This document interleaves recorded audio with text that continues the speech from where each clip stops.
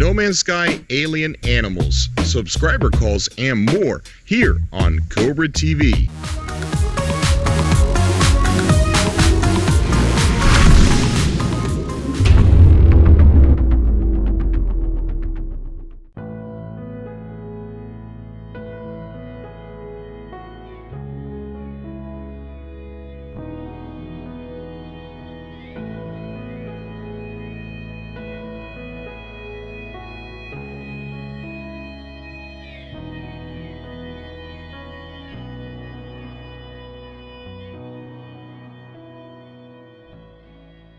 So one of the things I want to do before I get started is to thank you all for subscribing to this channel and viewing the videos, commenting, and, being a part of this community and helping Cobra TV get to that 2,000 subscriber milestone and beyond.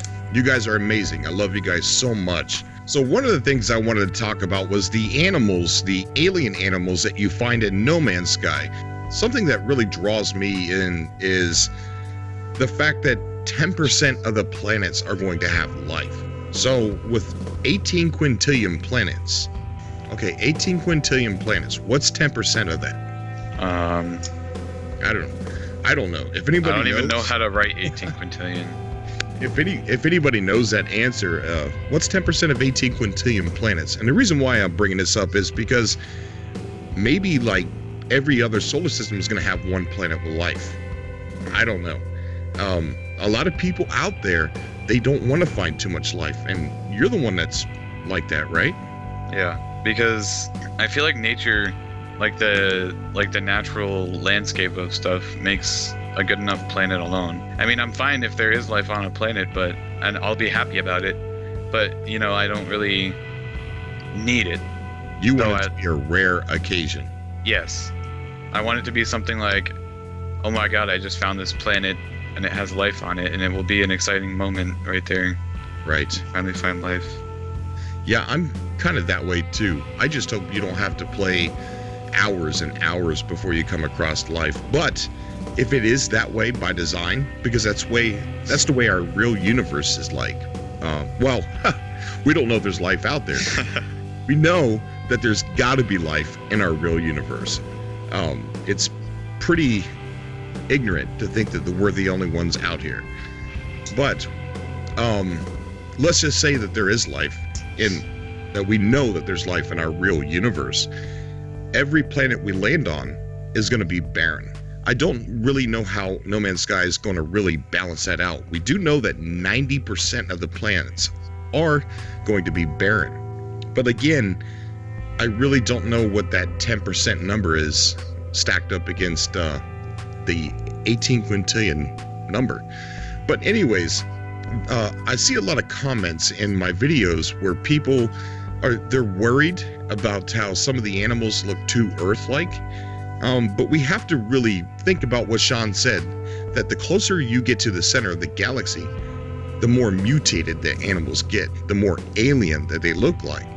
And we got some pretty good pictures that came out of the Game Informer and some concept art pencil drawing of a two-legged creature that looks like lungs with two straw-like legs. I mean, I'm pretty sure that when we get deeper into that galaxy, we are going to see life that is just beyond our imagination.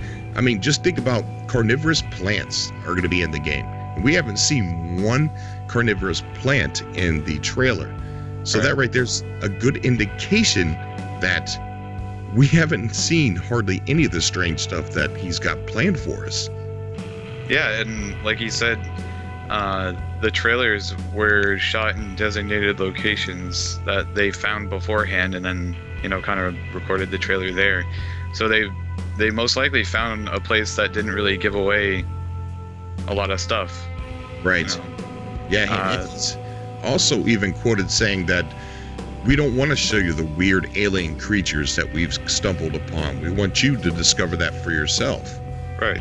And he's right. I mean, why would you want to know what's out there before you even see it? With the animals and stuff like that, with the some of these whales and stuff that we have on the screen, No Man's Sky is not just about exploring. And there's also a lot of comments in the section there's also a lot of comments down below, or there's also a lot of comments that I've seen floating around where people are worried that exploring is all you do in No Man's Sky. But there's battle on the planets, there's battle in space. Sometimes you get to rest without having to fight or look behind your back or over top of your shoulder. But most of the time, you are going to be fending for your life, especially if you're trying to mine or protecting yourself against an animal and you have to kill it, and now all of a sudden you're fighting giant robots. Mm-hmm. So to all the new people that are coming into No Man's Sky who don't really know too much about it, go through the videos on my channel. There's some pretty good information down in there, and it's not just about flying around and exploring. But the cool thing about No Man's Sky is, if that's what you want to do, you can do it. If you want to constantly be in combat, you can do that. If you want to trade 24/7 and get richer than any other player in No Man's Sky, you can do that. If you want to walk around a planet just to see how long it could take you, you can do that. No Man's Sky is built as a game that you can play the way that you want to, and that's what makes it so great. And the mystery of the animals and aliens and God knows what else is out there that we haven't seen yet. And Sean Murray's just sitting over there winking and smiling, and he knows we want to know, but he's not going to tell us. I'm kind of happy that he doesn't want to tell us, though, because I can see why he's doing that. So can I'm sure a lot of people can.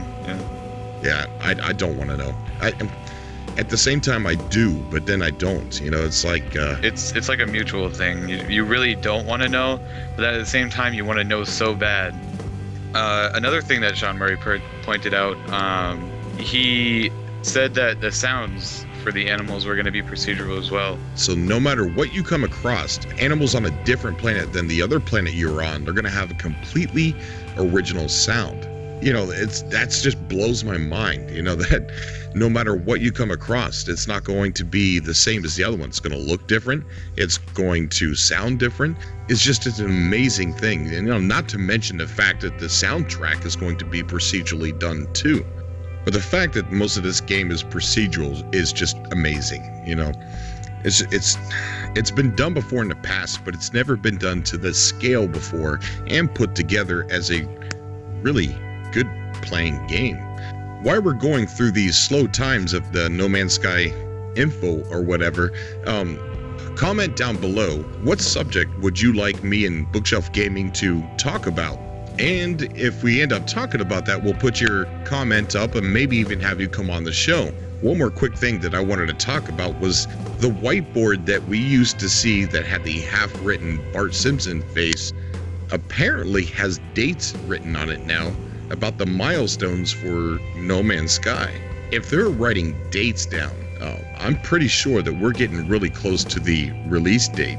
What do you think? But now that they're actually willing to say, you know, here we have dates that we're writing down, so we're getting close to setting something, is what they're kind of trying to say. And the fact that he tweeted that, you know, it's like, why did you tweet that? You know, you didn't. Obviously, you didn't. He said that he picture. Yeah, he said that he almost did. I know. But if he almost did, he didn't really need to say anything. Right. He didn't have to tell us that he almost did, you know.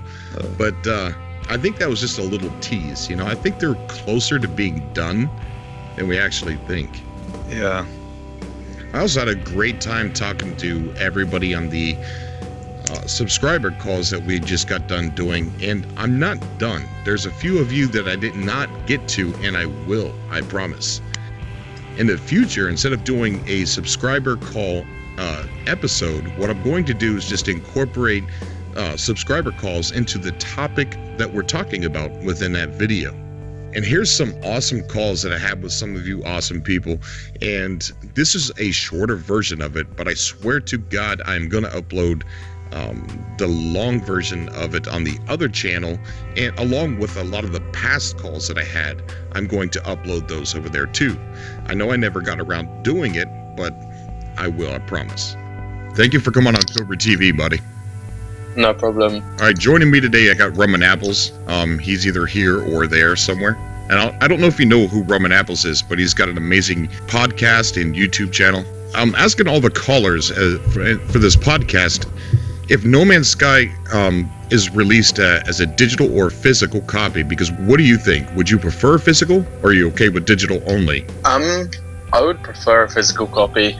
I mean, I actually work in a game store near where I live. Oh, really? And yeah, I would love to just have that feeling of like loads of them coming in and being able to like explain the game to people. I'm hoping physical copies come in, so I've got one like to physically hold. Well, I contacted, it was a long shot, right? But I contacted Sony customer support, and I did the online chat thing with one of the representatives, and I asked them 2 questions. Can we pre-order the game, and will it have a physical or a digital release? He answered that the pre-order was up to the developer. He said, but on the case of the digital or physical release, he says it's looking to be on disc as well. Oh, right, awesome. Yeah, physical release, it looks like it's confirmed. Sweet. That's amazing, yeah. But what I keep saying, I've got a guy at work that I keep trying to like convince that No Man's Sky is the dog's bollocks, and he is just like, no, it's gonna be disappointing. I just can't wait to prove him wrong. Yeah. And you know what? I was talking to Rum earlier on something else that we were doing. He said he wants to add updates to the game. So I think if his game starts to do bad, those updates are going to come to us a lot sooner. Yeah. When it comes down to the interactivity you could possibly have with other players, because a lot of the stuff I've read on it, it's more that finding people in this game is going to be relatively difficult. For all intents and purposes, everything I've seen, a lot of my information comes from Cobra, as long as my own research. But I just don't know, like, what would you guys prefer in that sense? Would you prefer something that's harder to find people, or will you have a choice? I would like to play it for a little while, with it being hard to find people. I think that'd be fun. It's a game in itself, in my opinion. But, he did say he was going to add a more traditional multiplayer later down the line as an update, so you got that. Okay, so, well, that makes sense, though. It would make sense that there's at least something for that audience that he could do for it once the full game is already released. Right. And people already have, they have an understanding of what it's going to be. Yeah, what he wants to do is see his vision played out. He wants to see the whole core of the game played before he starts giving us extra stuff. The stuff that we're asking, and he's like, no, that's not what the game's about. But after we do play the core of the game and see his vision through, he does want to add and give us some of those things. Yeah, see, I think that what they're doing is releasing Sean's game, the game he wanted in his head. Right. And then they're releasing the game that the community wants as well, like adding on to it and taking suggestions from, obviously, the fans. Yeah, it's a really smart idea. I agree with it. You have to, so many times we see big publishers, and even small publishers to a lesser degree, they will alter the original premise of what their game would be technically for fan service. And I've never agreed with it. I mean, and so you can't always kind of go on that hope and guise of fan service. You have to release what your creative vision is, and then, kind of go into what the community is looking for. So I do agree with him not bending toward supporter will here and making his own game, making his vision. I do approve of that. I think that's a good thing that we don't see as often as we'd like. Yeah, I agree. Definitely. Thank you for coming on Cobra TV. Hello. Do you think that the No Man's Sky at the PlayStation Experience, it was put on as a concert because they don't really have a lot more to show of it at the moment? Or do you think it was just because they wanted to do it like that? I think they just wanted to do it. I think it was something that Sean Murray felt really fond, about the band so much that he wanted to share it with everybody. And I think that it was our fault for thinking that it was going to be something bigger than what it was. But going into, if I didn't think that going into it, I would have been pleased, a lot more than what I was. I wouldn't have said, well, this isn't what I expected, because it was really cool, but we had different expectations. That's very true. People were expecting a new reveal, new information, something about a planet, something about a ship mod, anything other than what they actually got. And if people's expectations were a little different to what it actually was, yeah, you're right, Cobra. You guys are right. And, and with a game like No Man's Sky, I'm actually really happy to see that there is a good chance that attitudes can start to change in a better direction. Because No Man's Sky makes you play. No Man's Sky makes you experience the world, which is something I don't think a lot of games do. It's more like, oh, go to this flashing thing. Okay, touch this button. Okay, shoot this guy. Okay, open this door. Okay, do this thing 3 times to open the next checkpoint. No Man's Sky doesn't do none of that. It says, here's what I'm providing to you. Explore and have fun. Yeah. I'm glad to see it. Glad to see it. I think that, a lot of people are worried that it's not going to be a good game, that it's going to get boring quick. But I, like I said before, I think that he's just holding back on a lot of the info that we want to know. And, we want to know right now. But he wants us to, just see it for the first time instead of being showed it to us, just like all the other game companies do. They show you the whole entire game, what you're going to come across, and there's no surprise element left. So I think there's no worries when it comes to No Man's Sky. I really think it seems like they have every base covered so far of all the info that we know. So I think all the other things that we don't know, I'm pretty sure that they have those bases covered too. Yeah. Yeah, I mean, I believe that the way that they're trying to even market the game is way different than a lot of other games I've seen being marketed lately, rather than being like, it's like, you can do this and this and this and this and this. It's more his. It's like, oh yeah, you can do that too. And then he stops for a month, and then he stops for a month, and then takes to the rest. He does make his comments in a rather entertaining fashion. I will give him that much. Yeah. He is a very he's a very charismatic guy. You can't knock that from him. From the 70 Questions interview, when someone said, if I fly towards the end of the galaxy, am I going to bump into a wall? The way Sean Murray laughed at him really says a lot about No Man's Sky, because he laughed at him like, what the heck are you talking? Why would you bump into a wall in my game? My game doesn't end. What are you talking about, silly bitches? What are you doing here? But that's good. Honestly, with me and my cousin, because we're both kind of getting into this thing, I was getting into the game. We already knew about it, but he never knew about your videos, Cobra, so I got him into them for a minute. No problem. But he was like, okay, this is pretty alright, but we were just like, okay, how is this going to work? It's like, if we're on the completely opposite sides of the galaxy, then just give it up. But if you're kind of close, 10 hours close, you might have a chance. Well, you might have a chance. This is what I think about that. From where you start on the edge, the rim of the galaxy, to the center, it's only 40 to 100 hours, and that's about the size of a small campaign game. So you and your friend heading towards each other, you're only about that far away from each other, 40 to 100 hours. So while you're trying to get to each other, you're heading towards each other at the same time, and you're actually playing a game still. You're exploring, you're getting resources, you're upgrading buying new ships, and you're still heading towards each other and experiencing the game. And once you do find each other, all you have to do is meet at the space station. It's not going to be hard to find each other there. But now without cutscenes. Right. No cutscenes. What you essentially no unskippable cutscenes. What you essentially did was you played the game your own way, and you made finding your friend the core of your game. So you gave yourself something to do. Yeah. Yeah. And experienced No Man's Sky the way it was supposed to be. And now you and him can go to the center. Hey. Thanks for calling Cobra TV, man. I do appreciate you coming on. Hey, Joey, how you doing, buddy? Hello. Hey, thanks for coming on Cobra TV, man. It's awesome to have you on.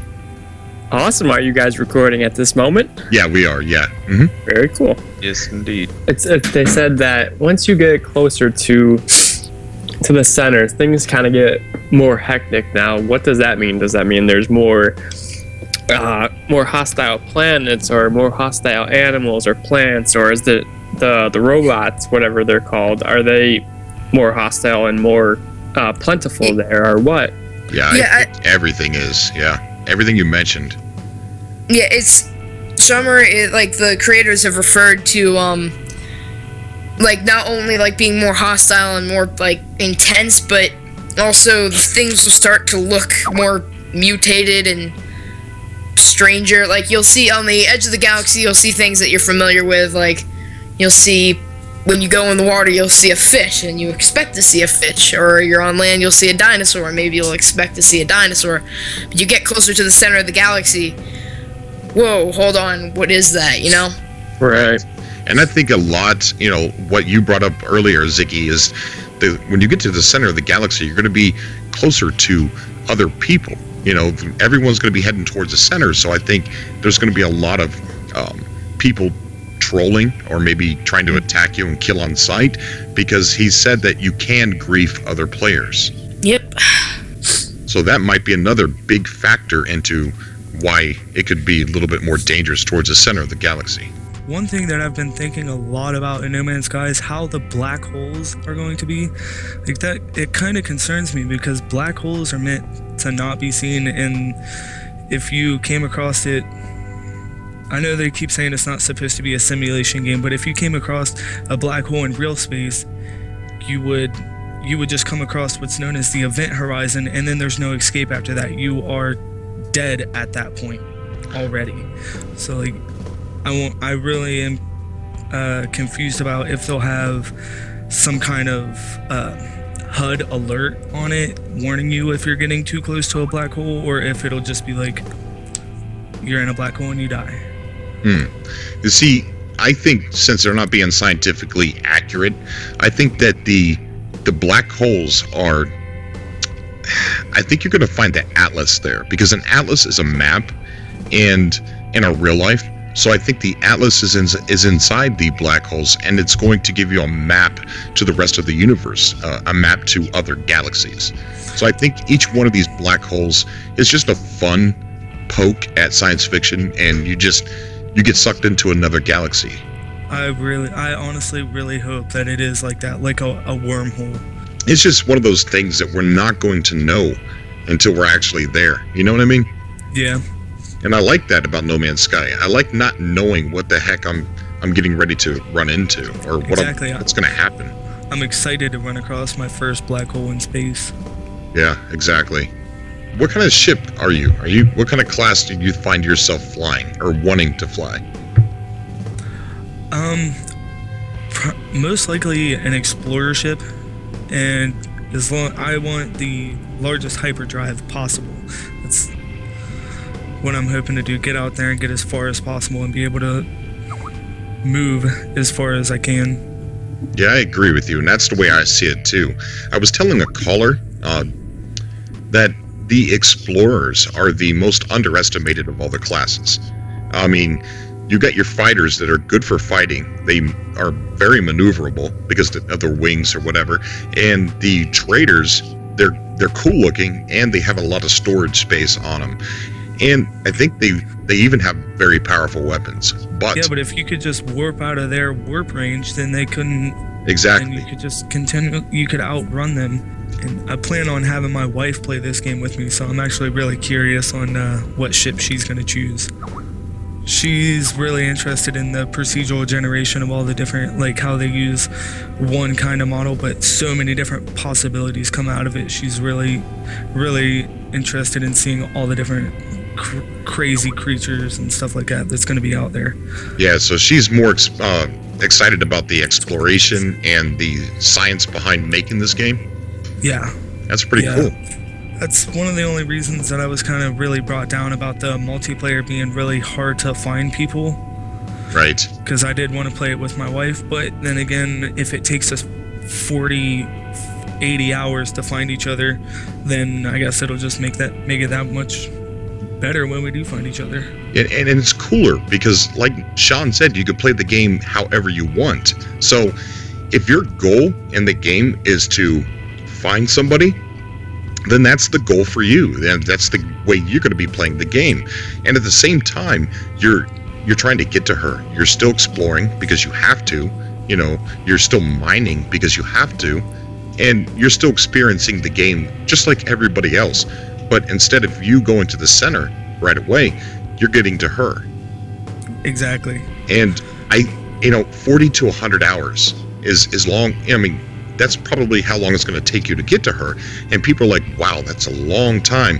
But it's it's the size of a small campaign game. It's not a long time, really. Right. So it's not as bad as people think, but I think it actually adds to it. I mean, think about Exactly. your YouTube channel. You and your wife can make a really great YouTube channel. Like, it's like a romance, like you and her trying to find each other in this infinite galaxy. Right, and not only that, if we do spend 40 to 100 hours finding each other, then we still have how many other hours are left for us to venture to the center of the galaxy. Exactly, man. Like, so we'll still also have that main goal after that. I tell you what, if you guys upload on YouTube, I will be a fan. You got to let me know if you do. Absolutely. Awesome, because once a game comes out, I will be uploading a weekly show with No Man's Sky gameplay every week, maybe even 2 times a week. And I got big plans for it, and it's going to be kind of like what you and your wife are going to have to go through to be with each other. But I'm going to try and do that with a lot of my subscribers, a lot of my close friends, and it's going to be pretty interesting. Awesome. Hey, what's going on, bud? Hey, I'm Much. good, thanks. Hey, man, thanks for coming on Cobra TV. Yeah, it's a pleasure. It's more of a pleasure of mine and Bookshelf, dude. When in the Galaxy gameplay trailer, do you know when it shows the planet Akaya? Right. It says that it's discovered by NMS 94, which obviously means No Man's Sky 94. But could it be discovered by one of the drones that Sean Murray was talking about? Because 94 seems like a high number, and I doubt it could be a private account. It's possible, maybe. I don't think the drones were actually discovering planets, though. And one of the earlier interviews of Sean Murray, he actually talked about they were theoretical drones. Oh. That it was just pretty much like a program flying around. It wasn't an actual physical drone. It was one of the GameSpot interviews that they mentioned that. And so that confused a lot of people in thinking that there's real drones flying around. And when they see the drones in the gameplay trailers, they actually think those drones are the ones that they were talking about. Yeah. I also was thinking about if they had like No Man's Sky mods, like not massive mods, but more like World of Warcraft mods, which change the UI and show statistics and stuff like that. I was just wondering if would it be classed as cheating, or would Sean Murray allow this? Well, Sean Murray did say in the last podcast that he just did with the Game Informer that he will be adding mods in for the players to actually, mod the game. But and the reason why he's doing that is because he doesn't want people to go crazy with mods and in turn ruining the game. But he's definitely going to give the power to mod. Okay, that's good. So also, I take it you're getting on the PC then, right? yeah, I don't have a PS4, unfortunately. Yeah. So I hope they integrate the PS4 and PC. So, like, if you played on PS4, you could like move your character over to PC, like they're doing in GTA 5 with the old gen and next gen consoles where you can transfer your character. Right. I'm kind of hoping that's not the case because, well, I am, but I plan on getting it on PC and on PS4. And what I want is kind of like 2 different lives, So there's 2 different things that I'm doing. Like my Cobra account on PS4 is not the same thing that's happening on my PC account. Yeah. I feel the same way about that. Yeah. So it's like one could be a pirate and the other like a trader. Exactly. Yeah. I was also wondering if when you're calling your wingmen, if it costs credits or money, or is it just like a free service? That's a good thought. I've never thought about that. Have you, Me Bookshelf? neither. No, I haven't. Yeah, because I was reading an article online, I forgot what it was, and it was like a feature list, and one of them said hire mercenaries, and I thought that was talking about the wingmen, and that got me thinking if they were saying that the wingmen cost money. That is a very good possibility. I hope it does, because it could be pretty overpowered if you're like in a battle and you can just call them in whenever you want. Right. Or maybe they could have like a refresh time, so you can't just constantly spawn it in. Like you could do it like once every day or 2 hours or something like that. Yeah, and I wonder how many you can call at once. Because the most Right. I've seen maybe is 3. You know, Yeah, I'm also kind of wondering if when you call them, does it just send like a, like two to three of them, or you have to call them each time, like you have to call them individually. Yeah. Okay, one of the things that I find very difficult is explaining No Man's Sky. I was sitting in my wife was getting a haircut, and some dude had sat down next to me, and I was wearing a Gears of War shirt, and he complimented on my shirt, and then we started talking about gaming, and I realized he didn't know what No Man's Sky was. So it was very difficult in that little 5 or 10 minutes that I was sitting next to him to explain No Man's Sky. How would you explain No Man's Sky to someone that you don't know? I would say it's a massively infinite universe where everything is procedurally generated, like everything from the atoms to the animals to the planets. And then I would go to that statistic that if you was discovering a planet every second, it would take the time until the sun burns out. Right. Yeah, those are all the things that I covered with him. But I don't know, for someone that's new, that doesn't know what No Man's Sky is, it's really hard for them to comprehend what No Man's Sky offers, because there's rarely a game that offers what No Man's Sky does. I mean, there's procedurally generated games before, but...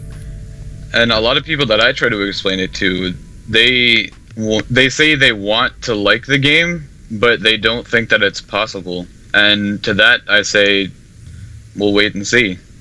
Yeah. Because I really think that Hello Games can pull this off. I do too. Yeah, they are a hard working team.